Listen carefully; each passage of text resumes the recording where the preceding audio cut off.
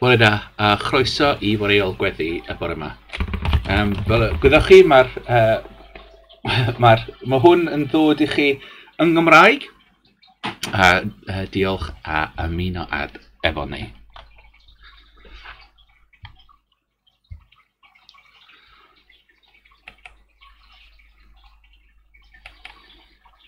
Dewch ni cymryd eiliad o tawelwch cyn I ni ddechrau.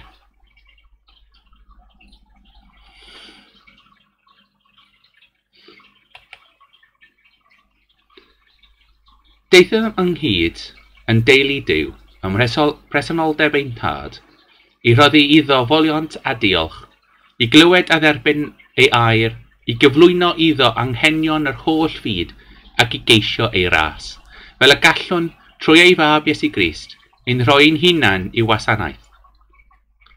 Dwedodd Iesu, y gorchymyn cyntaf yw, gwrando o Israel, yr arglwydd ein Duw yw'r unig arglwydd, ac ar arglwydd dy Duw ar holl galon, ac all holl enaid, ac all holl feddwl, ac all holl nerth.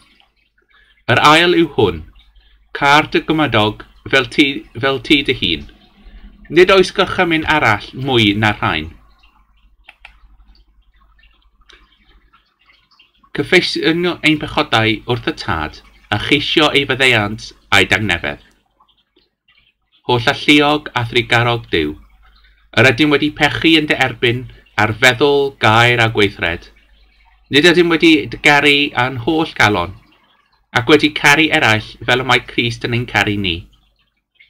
Y mae'n wir ddrwg gennym, a dyd y garedd madda I ni. Cynorthwyo ni I ddiwygio ein bywydau, fel y byddwn yn ymhrydu yn dy eglwys, ac yn rhodio yn dy ffyrdd, gogoniant I ddenw. Amen.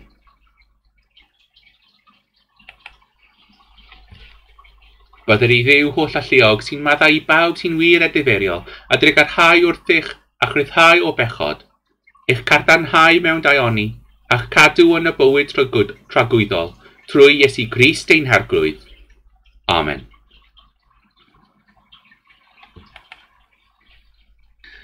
Arglwydd agor ein gwefysau, a'n gennau a fynega dyfoliant.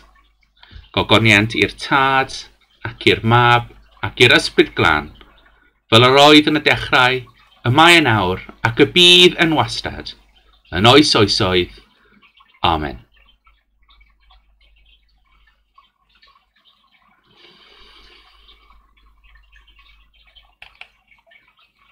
Yn gynnar yn y bore, gaf yng ngweddi atat, arglwydd trigarha, arglwydd trigarha. Yr wyt yn llyfaru am ynghalon ac yn dweud, ceisiaf y wyneb, am hynny ceisiaf dy wyneb o arglwydd. Crist trigarha, Crist trigarha. Byddai'r geiriau fy ngennau'n dderbyniol genyd, am y fyrod y fy nghalon yn gymeradwy I ti, o arglwydd fy ngwraig am prynwr, arglwydd trigarha, arglwydd trigarha.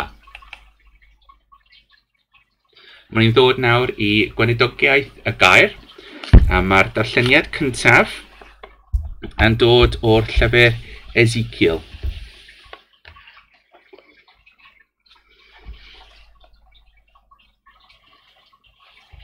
Daeth llawer arglwydd arnaf, a gaeth am I allan trwy'r ysbryd i'r arglwydd, am gosod yng nghalon ddyffryn a oedd yn llawn esgyrn. Aeth am un ôl a blaen o'i hamgylch, a gwelais lawer iawn o esgyrn ar y lawr y dyffryn, ac roedd yn sychion iawn. Gyfynnodd I mi, fab dyn, a all yr esgyrn hyn fyw? Atebais innau, o arglwydd Dduw, ti sy'n gwybod. Dwedodd wrthyf, proffwyda wrth esgyrn hyn a ddweud wrthynt, esgyrn sychion, clywch air yr arglwydd. Fel hyn y dywed yr arglwydd Dduw wrth yr esgyrn hyn, wele, fe roddaf fi anadl ynoch, a byddwch fyw. Roddaf ywynau arnoch, paraf I wnawd ddod arnoch, a roddaf groen drosoch. Roddaf anadl ynoch, a byddwch yn fyw. Yna byddwch yn gwybod mae fi yw'r arglwydd. Proffwydiais fel y gorchmynwyd I mi, ac fel yr oedd yn proffwydio, daeth sŵn, a hefyd gwynwrf, a daeth yr esgyn ynghyd, asgwrn at asgwrn. Edrychais, ac yr oedd y gwenwyn yn arnont, a chnawd hefyd, ac yr oedd croen drostynt, ond nid oedd anadl ynddynt. Yna dwedodd wrthyf, proffwyda wrth yr anadl, proffwyda fab dyn, a dywed wrth yr anadl, fel hyn y dywed yr arglwydd ddiw, o anadl, tyrd wrth 4 gwynt, ac anadl ar y lladdedigion hyn, iddyn nhw. Proffwydais fel y gorchmynodd I mi, a daeth anadl iddynt, ac aethant yn fyw, a chodi ar y traed, yn fyddin gref iawn. Yna dwedodd wrthyf, fab dyn, holl di Israel yw'r esgyn hyn. Y maent yn dweud, aeth ein hysgyrn yn sychion darfu am ein gobaith, ac fe'n torwyd ymaith. Felly, proffwyda wrthynt a dweud, fel hyn y dywed yr arglwydd ddiw. O fy mhobol, yr wyf am agor eich beddau a'ch codi ohonynt, ac fe af a chwi ôl i'r tir Israel. Yna, byddwch chwi fy mhobol yn gwybod mae fi yw'r arglwydd, pan agoraf eich beddau a'ch codi ohonynt. Rhoddodd fy ysbryd ynoch, a byddwch yn fyw, a fe gosod yn eich gwlad eich hun. Yna byddwch yn gwybod mae fi'r arglwydd a llefaroedd, ac mae fi a'i gwynaeth, medd yr arglwydd. Dyma air yr arglwydd. I ddiw a bor ddiolch.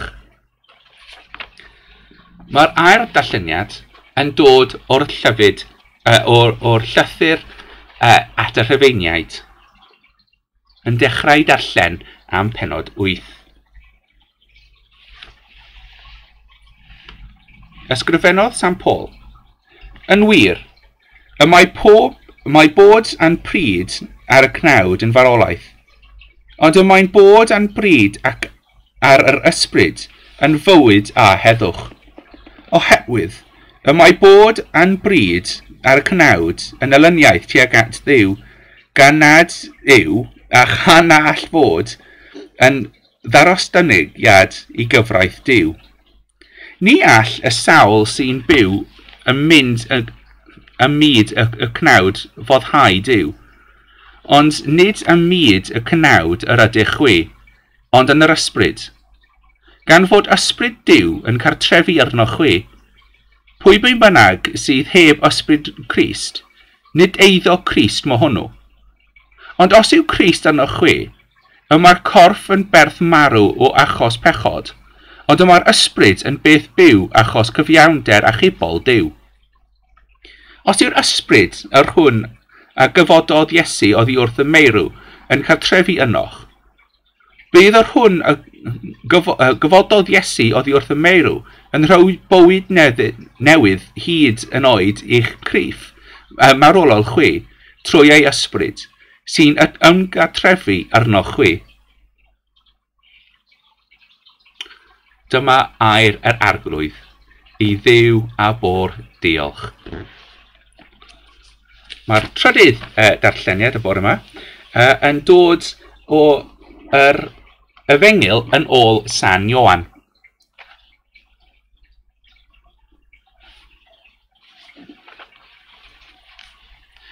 Yr oedd rhyw ddyn o'r enw Lasarus yn wael. Yr oedd yn byw yn Methinia, pentref Mair a'i chwaer Martha. Mair oedd y ferch a eniododd yr arglwydd ag enaint, a sychu ei draed a'i wallt. A'i brawd hi, Lasarus, oedd yn wael. Anfonodd y chwiorydd, felly, neges at Iesu. Y mae dy gyfaill, syr, yma'n wael. Pan glywodd Iesu, meddai, nid yw'r gwelydd hwn I fod yn angau I Lasarus, ond yn ogoniant I Dduw. Bydd yn gyfrwng I fab Duw cael ei ogoni drwyddo. Yn awr, yr oedd Iesu'n caru Martha a'i chwaer a'i Lasarus. Ac wedi clywed ei fod ef yn wael, Arosodd am 2 ddiwrnod yn y fan lle'r oedd, ac wedyn dwedodd wrth ei ddisgyblion, gadewch I ni fynd yn ôl I Judea. Rabai, meddai'r disgyblion wrtho, gynnau yr oedd yr Iddewon yn ceisio dy labyddio, sut y gellu fynd yn ôl yno? Atebodd Iesu, ond nid oes 12 awr yn y diwrnod. Os yw dyn yn cerdded yng ngolau'r dydd, nid yw'n baglu oherwydd mae'n gweld golau'r byd hwn. Ond os yw dyn yn cerdded yn y nos, y mae'n baglu am nad oes golau ganddo. Ar ôl y dwed hyn, meddai wrthynt, mae'n gyfoell Lazarus yn huno, ond yr wyf yn mynd yno i'w ddeffro. Dwedodd y ddisgyblion wrtho, Arglwydd, os yw'n huno, fe gaiff ei wella. Ond at ei marolaeth ef yr oedd Iesu yn ei cyfeirio, a hwythau'n meddwl mae siarad am hun gwsg yr oedd. Felly dwedodd Iesu wrthynt yn blaen, y mae Lazarus wedi marw, ac eich mwyn chi, yr wyf yn falch nad oeddwn yno, mwyn I chi gredu, ond gadewch I ni fynd ato. Ac meddai Thomas a elwyr Didymus, wrth ei gyd ddisgyblion, gadewch I ninnau'n fynd hefyd I farw gydag ef. Pan gyrhaeddodd yno, cafodd Iesu fod Lazarus eisoes yn ei fedd ers 4 diwrnod. Yr oedd Bethinio yn ymyl Jerusalem rhyw 2 filltir o ddiwrno, ac roedd llawer o'r Iddewon wedi ddod at Martha a Mair i'w cysuro ar golli ei brawd. Pan glywodd Martha fod Iesu yn dod, aeth i'w gyfarfod, ond eistodd Mair yn y tŷ. Dwedodd Martha wrth Iesu, Pe bues ti yma, Syr, ni bysai fy ngwrawd wedi marw, a hyd yn oed yn nawr, mi wn yn rhydd Duw I ti beth bynnag a gofyn ganddo. Dwedodd Iesu wrthi, fe atgyfoda dy frawd, mi wn, meddai Martha wrtho, y bydd yn atgyfodi yn yr atgyfodiad ar ôl y dydd olaf. Dwedodd Iesu wrthi, mae fi yw'r atgyfodiad ar bywyd. Pwy bynnag sy'n credu yno fi, iddo farw, fe fydd byw, a phob un sy'n byw ac yn credu yno fi, ni bydd marw byth. A wyt ti'n credu hyn? Ydwf, arglwydd, atebodd hithau. Yr wyf fi'n credu mai tydi yw'r Mesaia, mab Duw, yr unig un sy'n dod i'r byd. Wedi ddweud hyn, aeth ymaith a'i galw ei chwaer Mair a dwed wrthi o'r neilltu, y mae'r athro wedi cyrraedd, ac am ddyweld. Pan glywedd Mair hyn, cododd ar frys a mynd ato ef. Nid oedd Iesu wedi dod I mewn i'r pentref eto, ond yr oedd yn dal yn y fan lle oedd Martha wedi ei gyfarfod. Pan welodd yr Iddewon, yr oedd gyda hi yn y tŷ yn ei cysuro, fod Mair wedi codi ar frys a mynd allan, eithont ar ei hôl gan dybio ei bod yn mynd at y bedd I wylo yno. A pan ddaeth Mair i'r fan lle oedd Iesu a'i weld, syrthiodd wrth ei draed ac meddai wrtho, Pe beas ti yma, Syr, ni bysai fy mrawd wedi marw. Wrth ei gweld hi'n wylo, a'r Iddewon oedd wedi dod gyda hi a thithau'n wylo, cynhyrfwyd ysbryd Iesu gan deimlad dwys. Ble rydych chi wedi ei roi I orwedd gofynodd. Tyr di weld, Syr, meddant wrtho. Torodd Iesu I wylo. Yna dywedodd yr Iddewon, gwelwch, gymaint yr oedd yn ei garu ef, ond y dwedodd rhai ohonynt, ond I allai hwn a ogorau llygaid y dallt, gadw dyn yma hefyd rhag marw. Dan deimlad dwys drachefn, daeth Iesu at y bedd. Ogof oedd, a mae'n yn gorwedd ar ei thraws. Symudwch ymlaen, meddai Iesu, a dyma Martha, chwaer y dyn oedd wedi ei marw yn dweud wrtho, erbyn hyn, Syr, mae'n drewi, y mae yma ers 4 diwrnod. Ond ei ddwedais wrthynt, meddai Iesu wrthi, y caet weld gogoniant Duw, dim ond I ti gredu.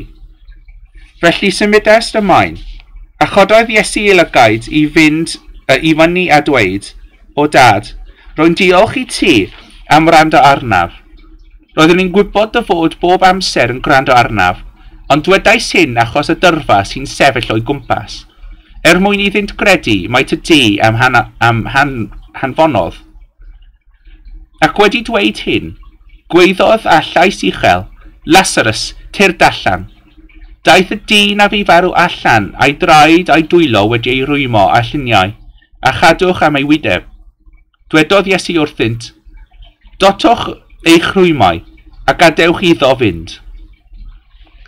Dyma air yr arglwydd, i Dduw a Bor diolch.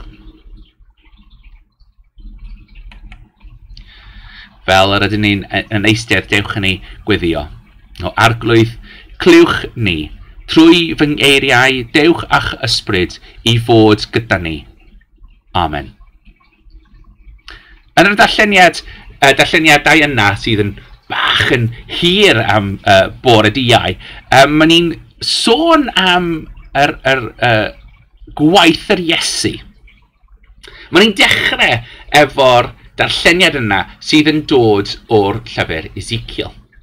Yna mae fe'n siarad i esgyrn sydd wedi sychu, a does dim byd byw ynddo nhw. Wrth gwrs, i Ezekiel, mae hwn yn rhan breuddwyd.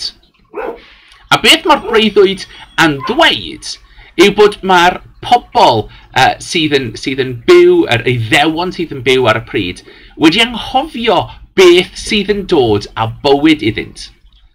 Mae'r torfa yna wedi anghofio bod mae'r bywyd yn dod o'r arglwydd. Yn yr amser cymlaeth yma, lle maen ni gyd yn trio ffeindio ffordd newydd o byw, lle maen ni'n gweithio allan sut mae byw heb gallu cwrdd fel eglwys, lle mae rhai ohono ni yn gorfod aros yn ein tai, lle does dim ffordd i ni cwrdd â pobl efo'n gilydd. Maen ni'n gallu dechrau sychu. Maen ni'n gallu dechrau anghofio sut yw fod efo'r arglwydd. Mae rhaid i ni yn yr amser yma ddim anghofio o lle mae bywyd ni yn ddod. Mae rhaid i ni cynyddu ein gweddi. Mae rhaid i ni cynyddu yr ffordd yr ydym ni yn siarad â Dduw.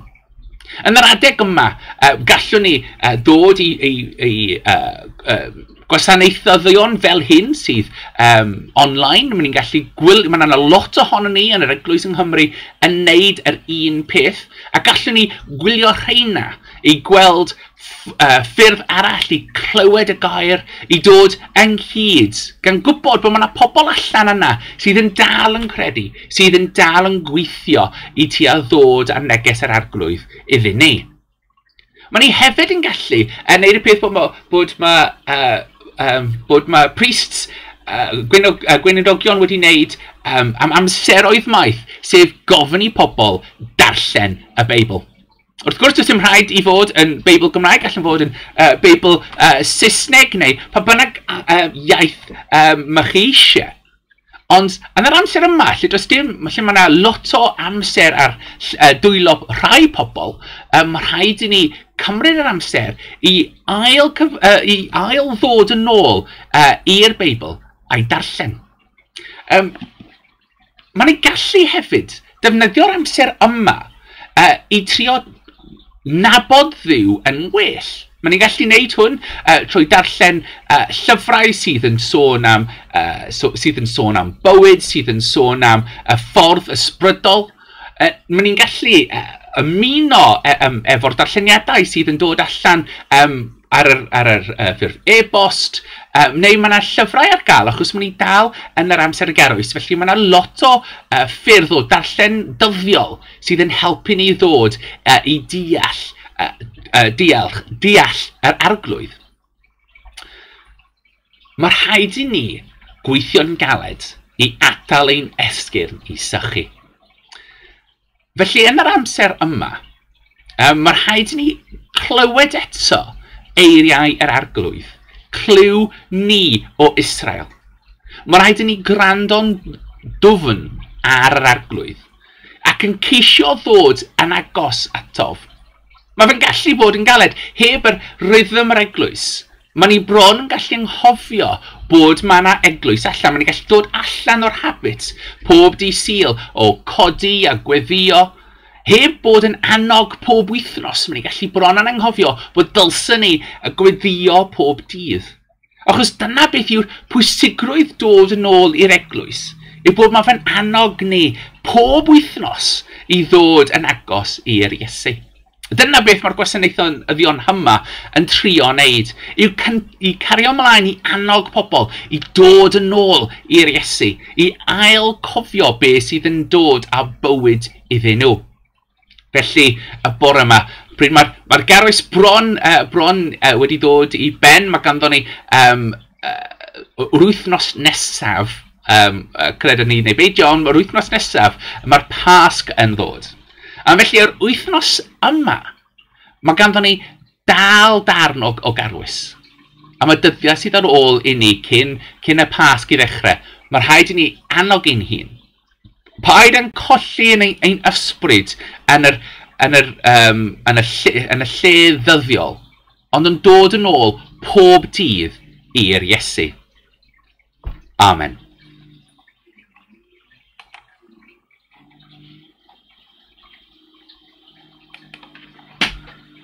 Dwedon efo'n gilydd y credwr apostolion. Credaf yn Dduw, Dad holl gyfoethog, Creadwr nefoedd a ddeiar. Credaf yn Iesu Grist, unig fab Duw, ein herglwydd ni, ac yn hedlwyd o'r ysbryd glân, a aned o fair forwyn, a ddioddefodd dan Pontius Pilate, a groesholiwyd a fu farw ac a gladdwyd. Disgynnodd i blith y meirw, ar y trydydd dydd fe atgyfododd, esgynnodd i'r nefoedd, ac ymaen eistedd a ddeihaw lawr tad, ac fe ddaw i farnu byw ar meirw. Credaf yn yr ysbryd glân, yr eglwys lan gatholig, cymen y saint, maddeuant pechodau, atgyfodiad y corff, a bywyd tragwyddol. Amen. Ni'n ddod naw i amser gweddi. Gweddiwn. Arglwydd, gweddio am pawb sydd ar yr lluniau flaen. Pawb sydd yn gweithio yn yr archfarchnad. Pawb sydd yn casglu biniau. Pawb sydd yn gweithio o dod â pethau mewn trucks a lorries i ni. Ni'n gweddio hefyd am y meddyg, am yr nyrsys a'r pawb sydd yn gweithio yn yr ysbyty. Pawb sydd yn gweithio i cadw ni'n iach. Mae'n gweddio hefyd am pawb sydd yn gweithio i trio ffeindio ffordd o dod i ben ar virus yma. Anfonwch dy ysbryd di, dewch a dwythineb i'r pobol yma. Arglwydd yn dod y garedd, gwrando ar ein gweddi. Arglwydd gweddiwn am yr pobol sydd yn gweithio, sydd yn rhedeg y byd. Gweddiwn am yr pawb sydd ar hyn o bryd ar gwyliau yn yr amser galed yma. Gweddiwn hefyd am yr Asembli Cymraeg sydd wedi penderfynu dal i weithio o'i catref. Gweddiwn am pawb sydd yn gweithio i ffeindio ffordd newydd o byw. Arglwydd yn dod y garedd, gwrando ar ein gweddi. Arglwydd yn yr amser yma, gweddiwn am pawb sydd yn sal. Pawb sydd yn ysbyty, pawb sydd wedi dal y virus yma. Anfonwch dy nerth i'r pobol yma. Helpa nhw a cryfha nhw. Arglwydd yn dod y garedd, gwrando ar ein gweddi. Arglwydd gweddiwn dros ein hunain. Ac yn amser disawrwydd rydyn ni'n dod gerbron yr arglwydd, popeth sydd ar ein calonnau ni.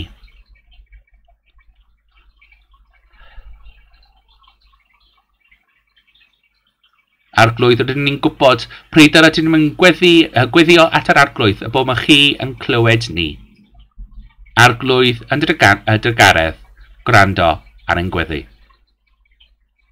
Arglwydd gweddio am pawb rydyn ni'n gwybod sydd yn sal neu sydd ag unrhyw angen arall. Gweddion enwedig am Simon, Logan ac Auntie Nora. Yn amser distawr oedd rydyn ni'n enwi yn ein colonnau y pobl yr ydym ni'n nabod.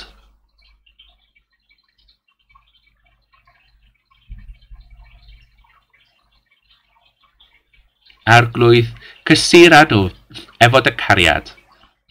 Arglwydd yn dy garedd, gwrando ar ein gweddi. Arglwydd gweddio am pawb sydd wedi marw yn dy ffydd. Yn amser tawelwch rydyn nhw'n dod gerbron yr arglwydd yn ein colonnau, pawb o'r ydyn ni'n gwybod, a pawb aeth farw dros y flwyddyn diwethaf.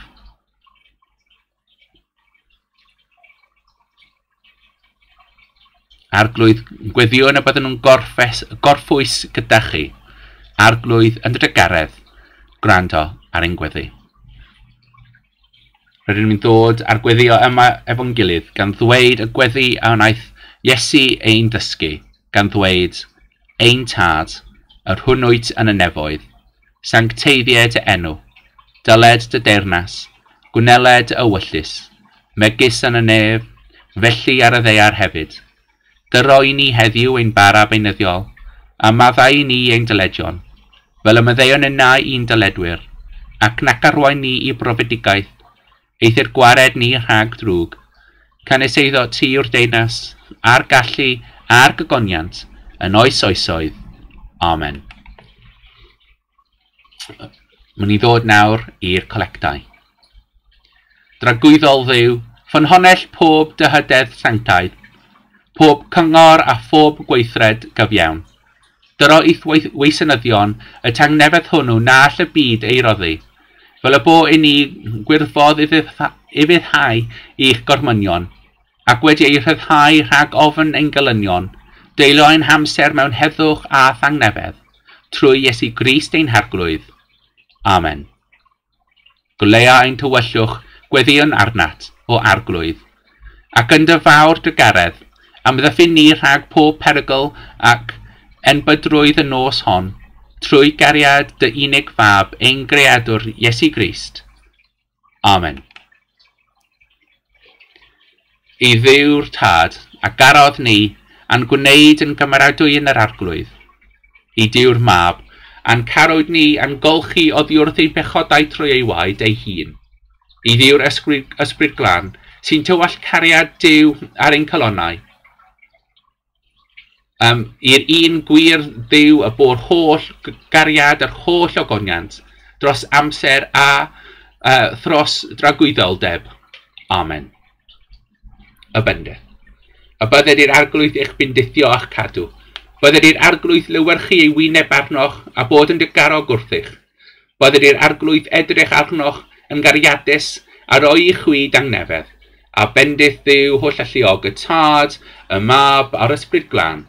A fo'n eich plith ac ydrigo gyda chi yn nawr a phob amser. Amen.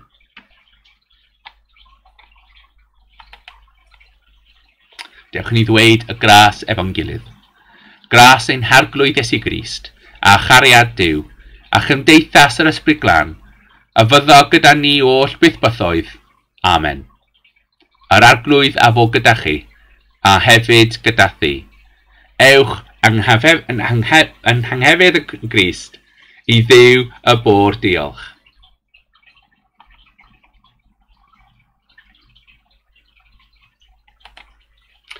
Diolch am ymuno gyda ni y bore yma. Yn cofiwch bod ar ôl y gwasanaeth yma, mynd i fod ar Skype, os mae chi'n mynd draw i'r tudalen Facebook ni sydd fan hyn. Byddwch chi'n gallu cael link i ddod i ymuno gyda ni ar Skype, jyst i cael sgwrs, jyst i gweld sut mae pawb yn mynd y bore yma. Ond os nad ydych chi'n gallu ymuno ni, paid poeni, mae yna lot o ffyrdd o ddal yn cysylltu gyda ni. Mae ganddo ni wefan, a chi'n gallu gweld yr lle fan hyn. Mae yna hefyd ganddo ni newsletter sydd yn dod allan unwaith yr wythnos, efo beth sydd yn mynd ymlaen, efo gweddiau a popeth felly. Mae chi'n gallu gweld yr URL i ymuno gyda ni am hwnna hefyd o dan yr fideo yma. Gobeithio mae chi wedi mwynhau, a mae gobeithio bod chi gyd yn iach, a gobeithio bod ni'n gallu ddod yn ôl i'n fuan i siarad efo'n gilydd mewn person. Diolch a cael fydd dda. Hwyl.